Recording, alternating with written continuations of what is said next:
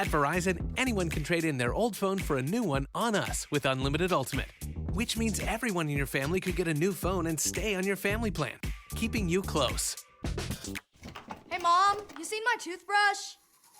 Yeah, I'm almost done with it. Oh, maybe too close. Trade in and additional terms apply. See Verizon.com for details.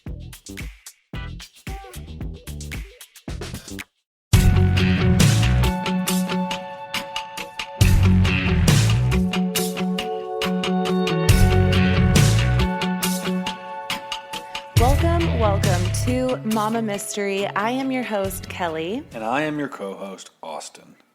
And before we get started on today's episode, I want to, of course, remind everyone of the giveaway we are doing. All you have to do is leave us a written review on Apple Podcasts to be entered into a $50 giveaway. And I really want to point something out that's been brought to my attention by a few people. A few episodes back, Austin made a joke about how if you don't know how to leave a review, basically don't bother. And it was a funny joke. And that's not what's been brought to my attention. Some people actually have had an issue trying to figure out how to leave a review. No way. Because it's tricky. So, oops. Sorry, guys. So when you go to our podcast on Apple Podcasts and you are looking at the list of episodes, you just scroll all the way to the bottom, and that's where you find the reviews. It is kind of in a weird spot, so I'll give you that. I don't think Austin even knew that. I'm assuming you didn't. I didn't know, guys. Yeah, so don't take it personally if you couldn't figure it out and you didn't want to say something, but I actually have had a few people be like, okay, I'm not dumb, but I do have trouble finding where to leave reviews. But you're smart because you have a chance to win 5,000 pennies, and you asked. Yes, There you go. There's no such thing as a stupid question. Cha-ching. All right. Let's get straight into it today. Today. Is it Friday? Yes. This drops on Friday. This will drop on Friday. Friday morning. Everybody have a great day. And a great weekend. And a fantastic Friday and weekend. Okay, let's get into it. So today we are talking about the disappearance of Kara Kopetsky and Jessica Runions. Have you heard about these two people at all? No, but all I know is this is a semi-local case for us in Kansas City. That's where we're from, everybody. And so... Yeah, we're from a little bit north of Kansas City, but still within that realm. So anything that's in Kansas City really hits home. This story begins in Belton, Missouri. So it's 2007, and Kara Kopetsky is 17 and a junior at Belton High School. She was known by friends and family as a very outgoing, independent, sometimes rebellious teen. Kara had plans to attend community college once she graduated, and although she was known to skip school sometimes, she was still very responsible at her job, at Popeyes, and she never missed her shifts. Her mom said she only missed one shift, and it was because she was sick. So on the day of Friday, May 4th, 2007, Kara called her mom from school to ask if she would wash her uniform so it would be ready for her shift later that day. She also told her mom she left a textbook at home that she needed for school, so her mom brought it to school for her and just left it at the front office. But as the day went on, Kara never returned home from school and then never showed up for her shift at work. So... Dun, dun, dun. Sorry, I'm just tuned in, guys. I'm pretty tired, I'm not going to lie, so I'm just kind of listening tonight. Yeah, and I am too, so it's fine. So, Kara's mom, Rhonda, begins to get worried. She's trying to call Kara, but her phone is going straight to voicemail. She calls the school, and her husband, Jim, actually goes to the school to see if he can find Kara, but nobody is there. The campus is completely empty. So at that point, it's 5 p.m. and Rhonda calls the police. She reports Kara as a missing child, but police don't seem to take her very seriously considering her rebellious past, and she gets the feeling that the police are just considering her to be a runaway. She actually recalls the police saying something along the lines of, she's a teenager, she's probably just mad, and they just brush it off. Just casual. Yeah, no big deal. She's just casually missing. Yeah, no big deal at all. And this is only the beginning of the frustration that you're going to have for the Belton Police Department specifically. And I hate to call them out. You know, I admire police. I admire what they do. Like, I was named after a police officer, so I have the utmost respect for the good police officers. But with every profession, there are just some bad eggs. And I think in this case, we had a couple bad eggs. You'll see. So Rhonda has a really bad feeling, and she tells the police that Kara and her boyfriend had been having issues. Her boyfriend, Kyler, had recently been abusive with Kara, so Rhonda took Kara to file a protective order against him just days prior on April 30th. On the request, Kara, and I just realized her name is Kara. Sorry. Kara wrote on Saturday, April 28th, kidnapped, restrained, 1 month ago, choked me. December of 06, had knife in hand and said, I'm going to slit your motherfucking throat. March of 07, wouldn't let me out of my home, end quote. Under that description, she wrote that she was requesting a protection because, quote, I'm unsure of what he will do next because the abuse has gotten worse over time, end quote. On the night of April 28th, Kara was leaving work when Kyler showed up and forced her into his vehicle after she refused to hang out with him. He then drove her around and eventually let her out around Grandview, Missouri, about 6 miles away. This order of protection was granted and served to Kyler on May 1st, just a few days before Kara. I know too many Karas and Karas. It's Kara. Just a few days before Kara disappeared. So after reviewing the security footage from school that day, Kara is seen leaving the school around 9:19 a.m. Where she was going remains unclear, and how she left remains unclear as well. Nobody knew if she walked somewhere or was picked up. Her mom, however, knew something was horribly wrong and that she did not just run away. Her clothes and other personal belongings were still at home, like her money, her keys, and her iPod. Friends and family began going door to door searching for Kara and handing out flyers. On May 5th, the day after Kara went missing, police check back in with Kara's parents, and they tell the police they still haven't heard from Kara. So the following day, the police are able to make contact with Kyler to see if he has any idea where Kara might be. Kyler said that his last contact with her was on the 3rd.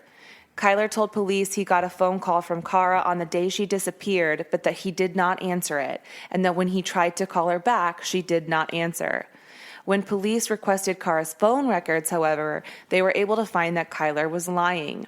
The records showed that Kara called Kyler at 9:13 on May 4th, and he called her back at 9:20.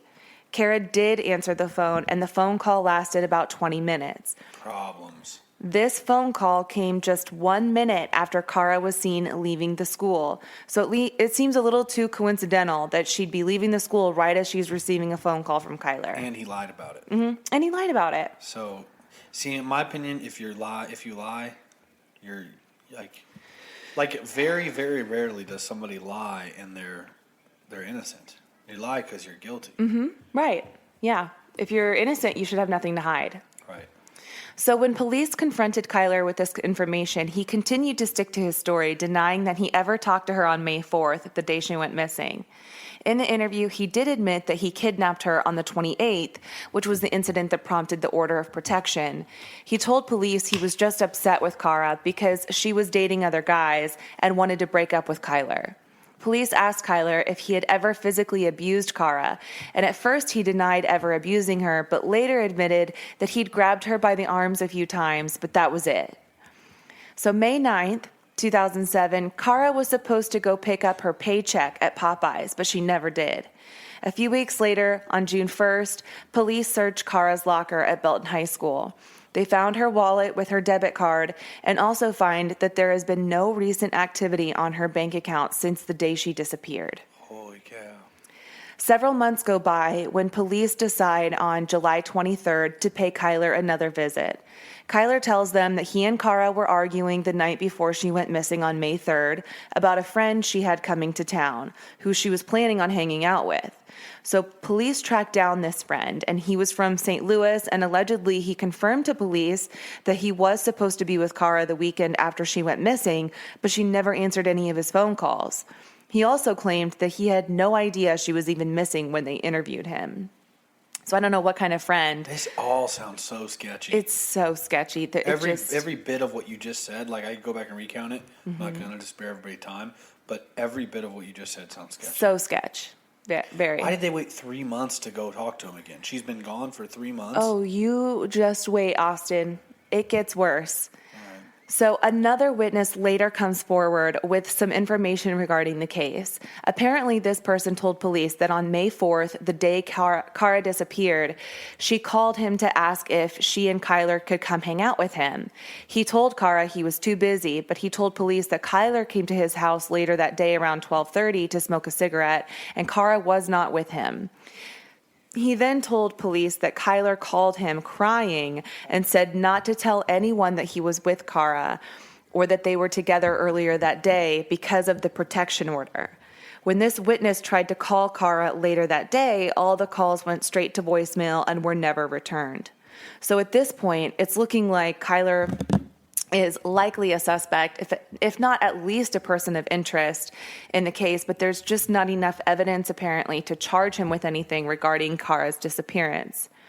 Years would go by without a trace of Kara, and finally in April of 2010, a new witness was interviewed by police. This witness was roommates with Kyler in 2007 and also played in a band with him.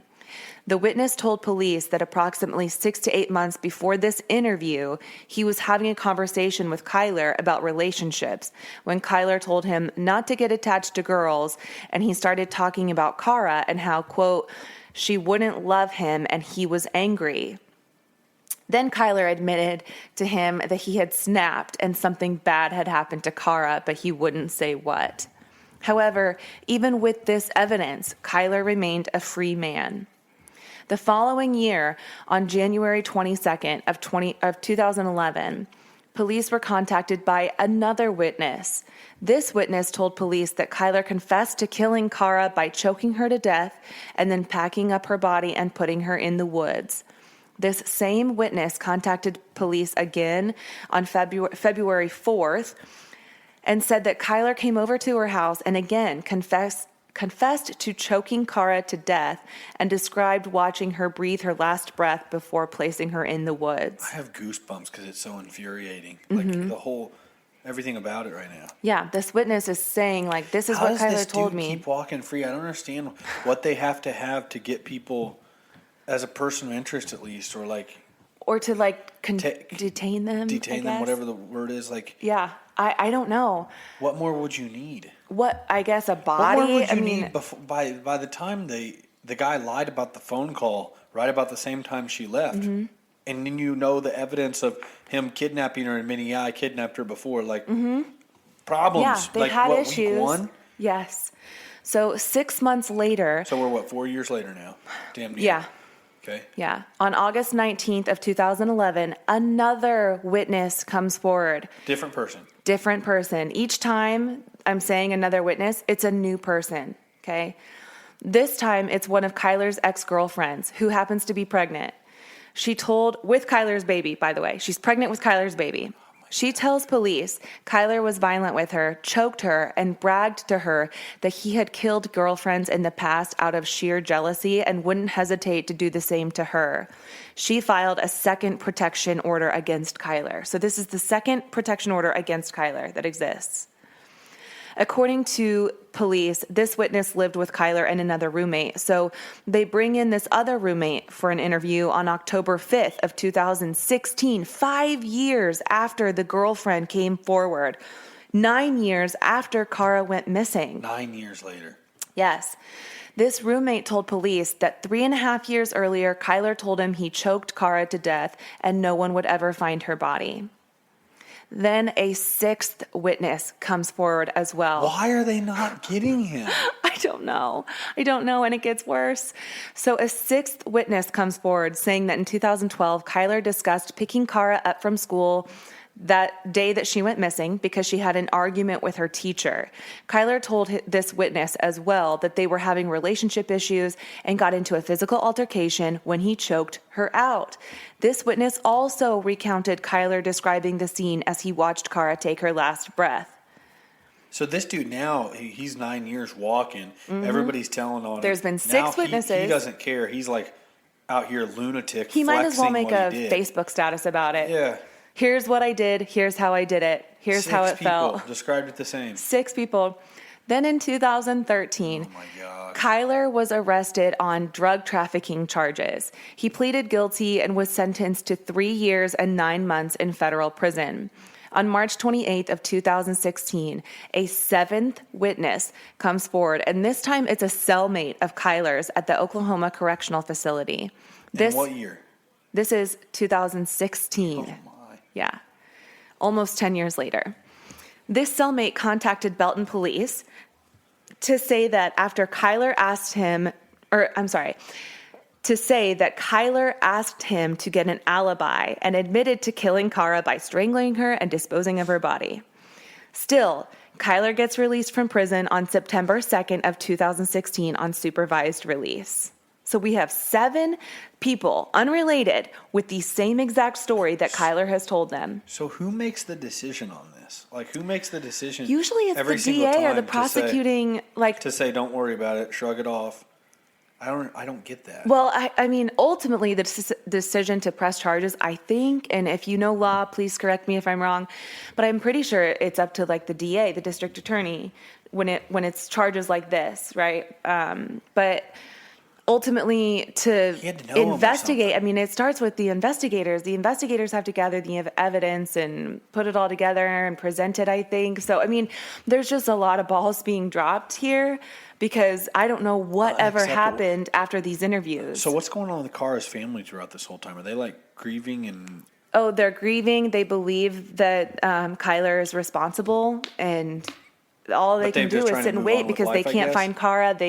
They have benefits and like events remembering her and trying to keep the word out, to look for her. There were billboards and flyers. I mean, her face, it's on our Instagram page, but you couldn't go around Kansas City without seeing her face on a billboard somewhere. Really? Yeah, it went on for a really long time.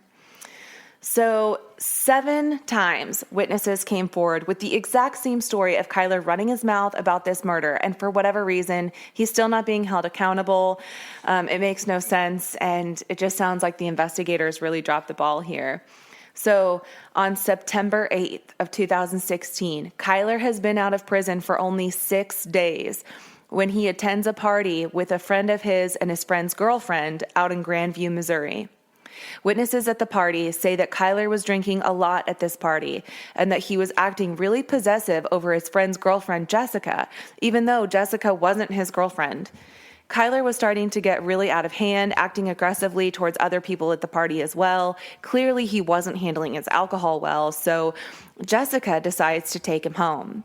They leave the party around 11 p.m. in Jessica's black 2012 Chevy Equinox. The next morning, Jessica's supposed to meet her mom for a doctor's appointment, and she never showed up.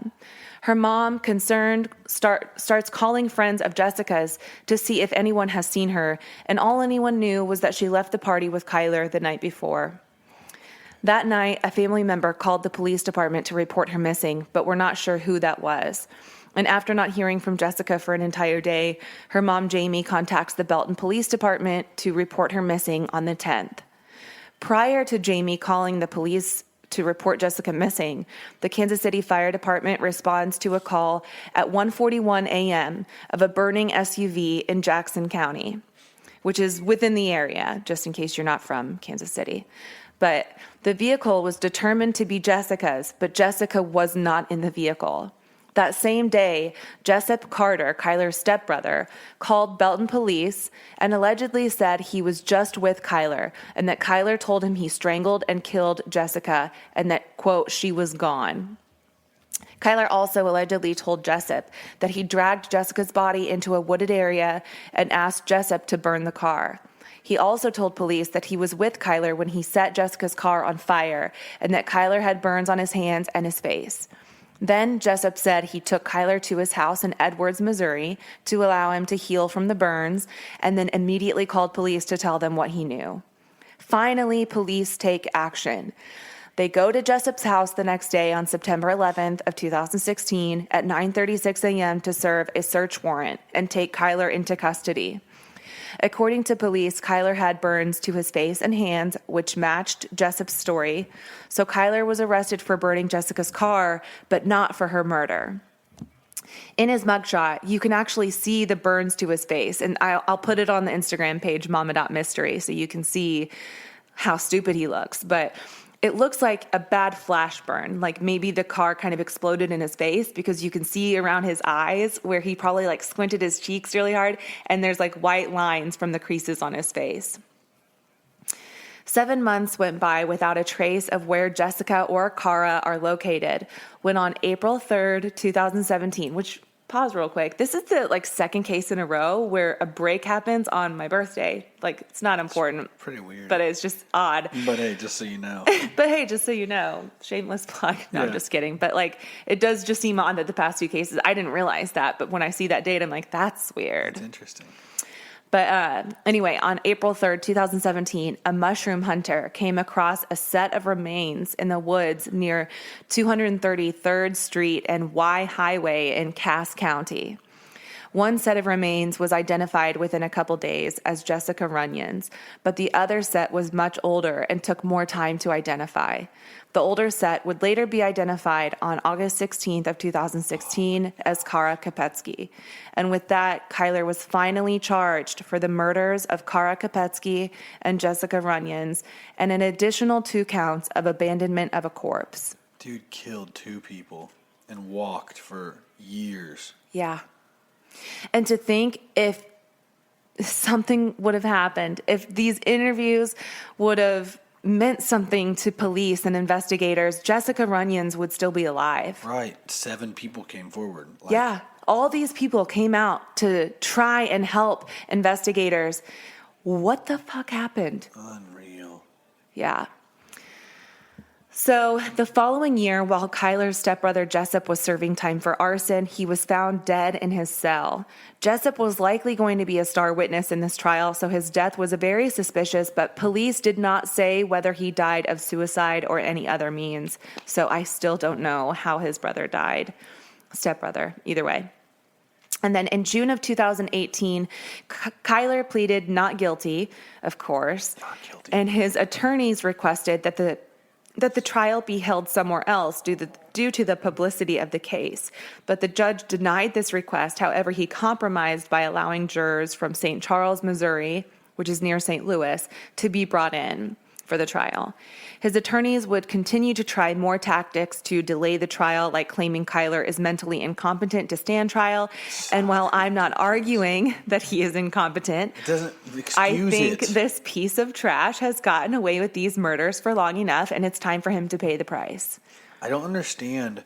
Like, here's the deal. How do these attorneys sleep at night knowing what they're defending? Okay, I had a conversation. Don't attorneys have some... Aren't there attorneys out there? I'm sure there are, just like you said about any profession. Aren't there attorneys out there that have morals and say, you know what, I'm not going to defend this idiot? And when you go sit down with an attorney after you murdered somebody, do you tell them, hey, listen, so here's the deal. I did murder this person. I need you to have my back? Or are you lying to the attorney too? Because you got, right. I would think you tell the attorney the truth so then the attorney can come up with their story for you. But then are they an accomplice? I don't know anything. You know what? I just had a conversation with a client about this today, about if I would rather be a prosecuting attorney or a defense attorney. I would much rather be a prosecuting attorney, because there's no way I could defend people who commit crimes like this. And it's like the Casey Anthony case, how her lawyer was able to come up with this bogus story for her and ended up getting her off. Like, she was acquitted of all those charges, clearly, definitely killed her daughter, but had a good enough defense attorney that he was able to convince a jury that there was enough doubt that she didn't do it. He goes home and knows, yeah, she did it. But yes. That's what what I'm saying. That's why I don't understand how you could do that. How do you sleep at night? As a defense attorney defending people like this who plead not guilty, how can you defend somebody who killed like 2 that? people? Yeah. This dude killed 2 women. 2 young girls. Kara was 17. Jessica Runions was 21. Been in trouble with drugs. I mean, he's just trash. He's a trash human. Garbage human. And then that's crazy. Anyways. So yeah, I don't know. So what happened? I don't know either. But anyway, his new trial is set for April 5th of 2021. He's not even... It hadn't even been yet. He's It hasn't been tried yet, but I'm eager to see how this all plays out. And I'm sure we'll have some updates when that time does come. I pray to God he does get found guilty, because I think the punishment is going to be way worse. If he's pleading not guilty and he's not taking a plea deal, there's a chance he could get a much more severe punishment he's found guilty. But what's the more severe punishment? 'Cause here's the deal. He's going to get, what, 2 lives in prison with no parole? Maybe. I don't know. They're not going to give him the death penalty. I don't know. That's nuts. And what's worse? Life in prison, no parole, or the death penalty? You know, honestly, I would prefer to see someone rot than put them to death, but I don't know. At the same time, I always think, and maybe this is like a weird thought in my brain, but like, I just don't think that person deserves to ever laugh at a joke or feel the contentment from a good meal. Yeah, exactly. Be in a solitary unit, and that should be their punishment for life. Yes. Because I feel like there's a big difference between life in prison and life in the shoe. Right. Oh, for sure. You know For sure. And you know, obviously prisons vary in the niceness of it, I guess. Yeah. So Bernie Madoff's at like a freaking camp. Yeah. And what's his name? Jeffrey Epstein was at a camp also, and he was allowed to leave 12 hours out of the day. Anyway, that's another case. But Go back and listen to that episode if you haven't, because that's a crazy one. Jeffrey Epstein. Jeez. Yeah. It's a doozy. That's wild. We got to stay updated on this one. Yeah, for sure. I'm eager. I don't want to say excited. I don't think that's the appropriate word. I'm eager to see how this trial plays out. I'm eager to see how a jury, decides his fate. And I hope that he just rots. If you guys enjoyed this episode, share it away with your friends, because that's what helps us grow. Yeah. Thank you so much for listening. We'll see you on Monday. Mama Mystery out. Bye.